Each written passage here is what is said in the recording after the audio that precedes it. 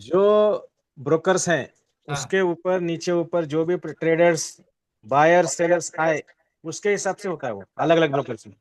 जैसे आईसीआईसीआई में जितने बायर्स हैं सेलर्स हैं उसके हिसाब से उसका प्राइस, एंजल वन में जितने बायर्स हैं सेलर्स उसका हिसाब से उसका प्राइस, धन के ऐसा अलग अलग हो सकता है।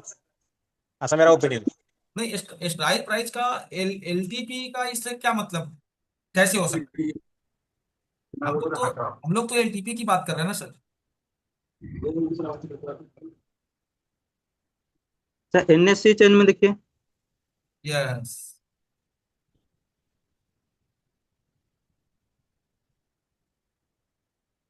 वहाँ गलत नहीं हो सकता।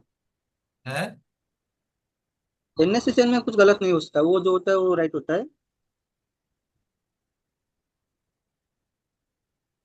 यहाँ देखिए, 187 रुपया 65 पैसा, 188 रुपया 50 पैसा आस्क। देख रहे हैं सर?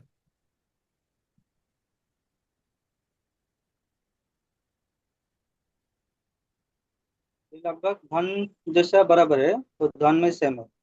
देखो मैं बताता हूँ इसमें किधर प्रॉब्लम आती है, थोड़े बहुत का जो ये डिफरेंशिएट रहता है। ये क्या है, एक सॉफ्टवेयर बेस्ड सारा चीजें अपडेट हो रहा है हमको। ये कैसे अपडेट हो रहा है? कोई तो इसको डेवलप किया है सर, कोई तो इसको ऑटोमेट किया है कोडिंग के थ्रू। साहिल साहब, हाँ सर। कोई तो इसको डेवलप किया है, ऑटोमेट किया होगा कि ऑटोमेट हाँ। वहां से रीड कर लेता है।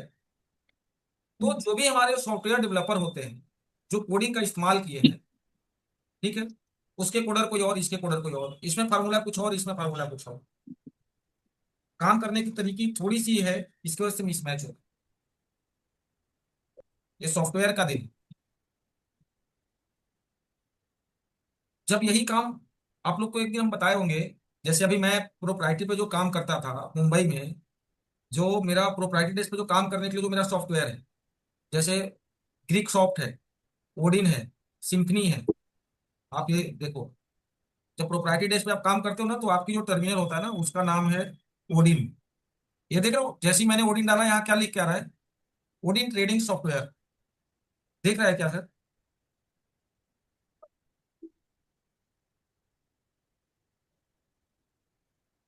अब यहाँ पर लिख रहा है ना, how to understand Odin and use its key features. तो जब इसमें जाओगे ना, तो इसका ओवरव्यू आपको दिखने को मिलेगा ओडिन का। उसी तरीके से एक होता है हमारा Greek soft.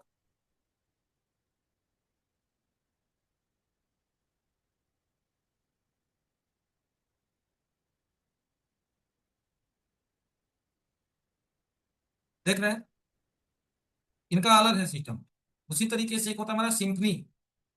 Algo algo trading का कभी चीजें आप लोगों ने सुना है क्या?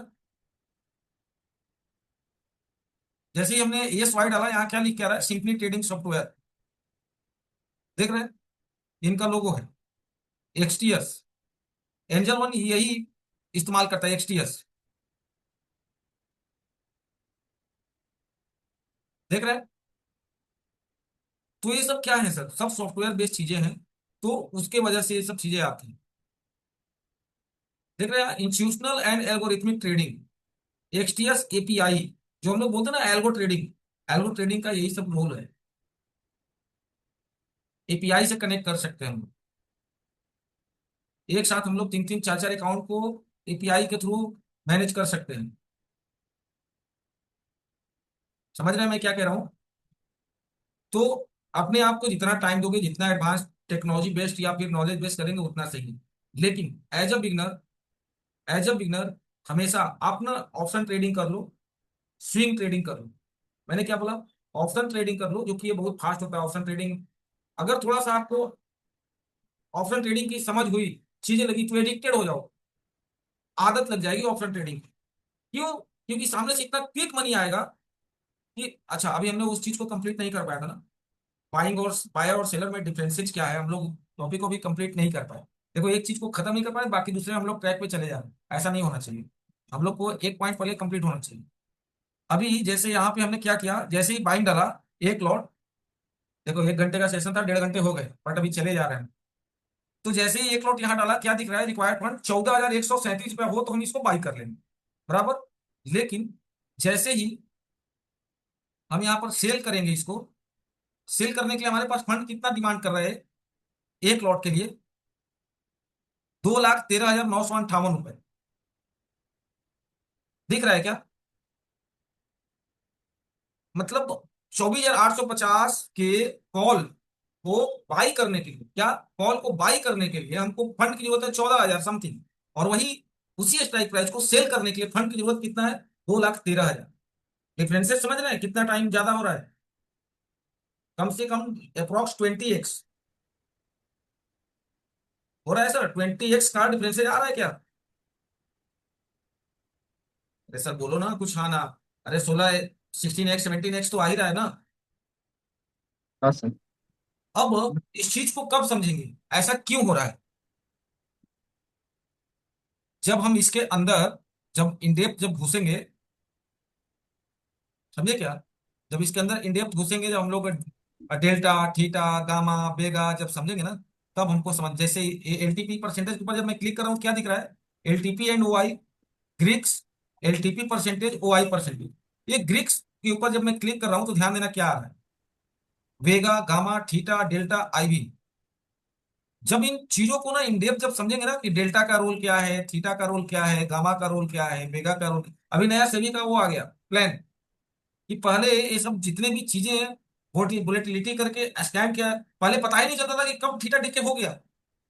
किसी किसी दिन, जब मैं अपनी एक्सपर्टीज बता रहा हूँ, कि जब हम प्रोप्राइटरी डेस्क पे जब हम काम करते थे, और हम लोग एक एक बार में 3,000, 4,500 लॉट की मैं बात कर रहा हूँ, 9,000 लॉट मारे हैं एक एक बार में हम लोग पोजीशन, मैं अपनी बात कर रहा हूँ। एक बार में 9,000 लॉट। उस समय निफ्टी की 25 की वो थी क्वांटिटी, 1 लॉट की। तो समझो कि किस लेवल पे काम किए हैं। तो उस टाइम क्या होता था मार्केट में, जब उनका ओटीएम का जो रेट है 5 रुपया बचा हुआ है, तो हम लोग ठोक देते थे। पता है क्यों जीरो होना है? तो 5 रुपया कमाने के लिए, 5 रुपया कॉल, 5 रुपया पुट, दोनों को जीरो करने के लिए हम लोग लग जाते थे। अब ये समझेंगे हम लोग धीरे धीरे। तो ये जो अब, हाँ, नया रूल क्या आया है? सेबी ने क्या बोला है? जितना भी कैलकुलेशन होगा ये डेल्टा बेस्ड होगा, कैलकुलेशन इसी डेल्टा के बेस पर होगा। अब यहां पर हम लोग बात कर रहे थे कि कौन सा डीप इन द मनी की जो बात हमको आज एक नया वर्ड दिए हैं मोहम्मद साहब, तो डीप इन द मनी का यहीं पर इनरोलमेंट है। आप डेल्टा के नीचे देखो, यहाँ पर 0.5481, 0.5910। अरे तो परेशान कर देता है भाई, इंजर वन मनी का दूसरा डीमेट अकाउंट पकड़ना पड़ेगा।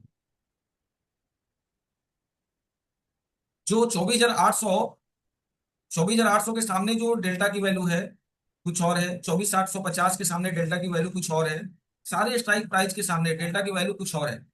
तो उसका मतलब क्या है? जैसे ग्रीक है, अब यहाँ डेल्टा है, यहाँ देखो 0.59, 0.63, 24,500 का बात हम लोग कर रहे थे, 24,500 का डेल्टा वैल्यू क्या है? 0.78। मतलब क्या? बताओगे मोहम्मद साहब इस डेल्टा का वैल्यू का मतलब क्या है? ठीक है, ठीक है। वो उतने तेजी से बढ़ेगा और उतने तेजी से घटेगा। नहीं सर, वो मतलब मतलब 1 रुपया बढ़ा तो उस हिसाब से ये हाँ, 0.5 50 पैसा बढ़ेगा। Correct correct. 1 पॉइंट बढ़ेगा। मार्केट 24,826 है, 24,827 पर अगर गया, तो 24,800 का जो रेट है स्ट्राइक प्राइस का, उसमें 54 पैसा इंक्रीज हो जाए। वही 24,500 का जो भी वैल्यू है उसमें 78 पैसे का इंक्रीमेंट होगा। क्लियर हुआ क्या मैं क्या बोला?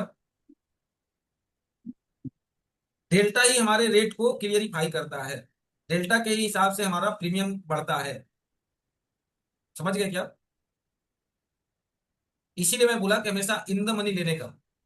अगर हम 24,500 वाले को लेंगे, 24,500 स्ट्राइक प्राइस को जाओ, मार्केट 10 पॉइंट। कोई कुछ बोल रहा है क्या? अगर हमने 24,500 स्ट्राइक प्राइस को बाई किया और मार्केट यहां से 10 पॉइंट ऊपर गया, तो हमको मिलेगा 7 रुपया 80 पैसा। और वही अगर हम 24,800 को लिए और मार्केट 10 पॉइंट ऊपर गया, तो हमको प्रॉफिट होगा 5 रुपया 40 पैसा।